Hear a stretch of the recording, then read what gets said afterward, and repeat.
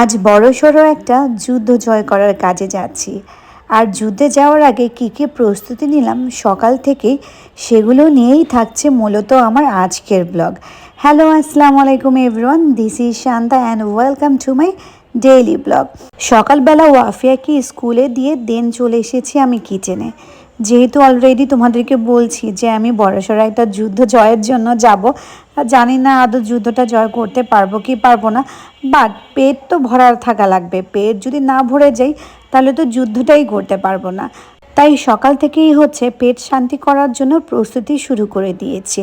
আজকে আমার খুব পছন্দের একটা ডাল রান্না করব, তার জন্য আমি টমেটোগুলোকে আগে কেটে নিচ্ছি।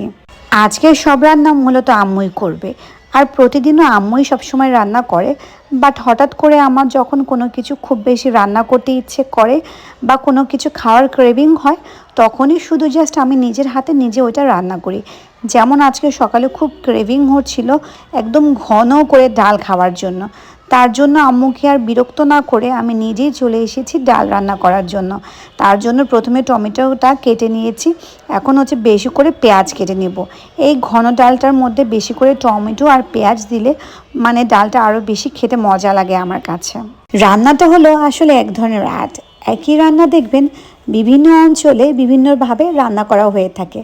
আবার একই রান্না এক একজন মানুষ এক এক স্টাইলে রান্না করে।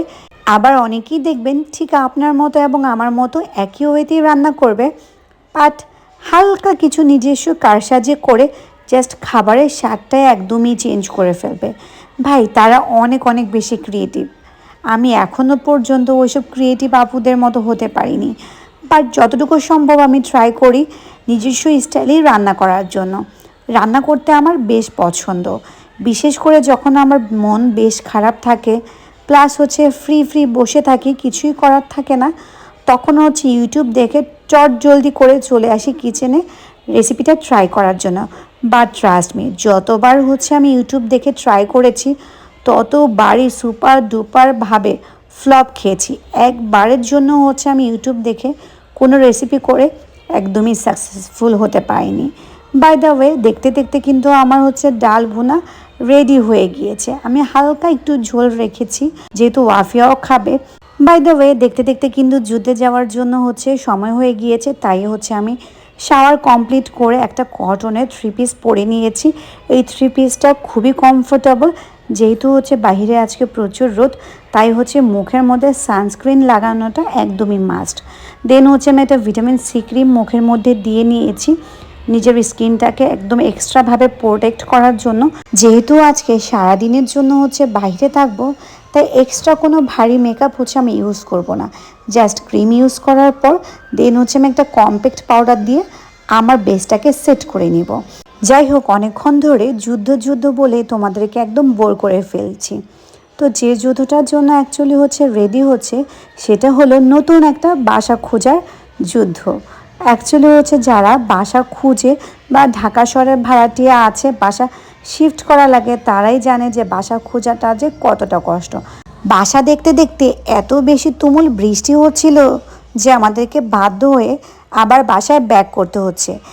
দেখো, আমার চুলগুলো একদম ভিজে একদম অবস্থা খারাপ, তাই চুলগুলোকে একটু ছেড়ে দিলাম। বাইরে এখনও প্রচুর বৃষ্টি হচ্ছিল, তাই ভাবলাম কি করা যায়। ওয়াফিয়াও আমার কাছে বলছিল স্পেশাল কোনো একটা রেসিপি করে দিতে, বাট ওকে কি স্পেশাল রেসিপি করে দিব সেটাই বুঝে উঠতে পারছিলাম না। তবে আজকে যে রেসিপিটা দেখাচ্ছি তোমাদের সাথে, এটা পার্সোনালি আমার খুব পছন্দের একটি খাবার। ওয়াফিয়া এই খাবারটা অ্যাকচুয়ালি তেমন একটা বেশি পছন্দ করে না, কম পছন্দ আর কি, খায় আর কি অল্প করে, বাট মেইনলি এটা আমারই অনেক বেশি পছন্দের খাবার। সো আজকে আমি বানাবো ব্রেড এগ টোস্ট।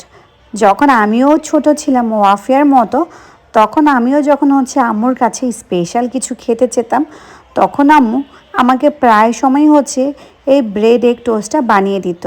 আর তখন থেকেই আমার এইটা খুব বেশি পছন্দের।